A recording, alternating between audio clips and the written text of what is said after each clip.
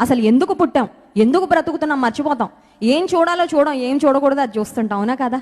ఏది చూడకూడదో అదే చూస్తుంటాం, ఏది చూడాలో అది చూడం. ఒక భక్తుడు అన్నాడు, కౌంట్ యువర్ బ్లెస్సింగ్స్ అని. నీకు దేవుడిచ్చిన ఆశీర్వాదాలు లెక్క పెట్టుకుంటా వెళ్ళు, అప్పుడు నీ హృదయం కృతజ్ఞతతో నిండిపోయి నువ్వు ఎంత చక్కగా దేవుని కోసం బ్రతుకుతావని.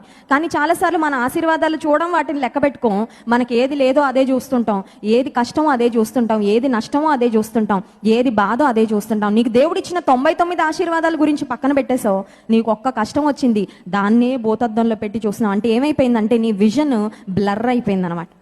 ఈ బ్లర్ అయిపోయిన విజన్ని దేవుని వాక్యం మనం విన్న ప్రతిసారి ఆ విజన్ ఏమవుతా ఉండాలంటే క్లియర్ చేయబడతా ఉండాలి. దేవుని వాక్యము ద్వారా ఉదక స్నానము చేయాలి అనే మాట ఉంది. అంటే అర్థం ఏంటంటే God washes us with his word. ఈ వాక్యం ద్వారా మనల్ని కడిగేస్తూ ఉంటాడు. ఎలాగైతే బట్టలు వాషింగ్ మెషిన్లో వేసి ఉతికినప్పుడు స్టెయిన్స్ అన్ని పోతూ ఉంటాయో, మన మనసును, మన మనస్సాక్షిని దేవుడు కడుగుతుంటాడు.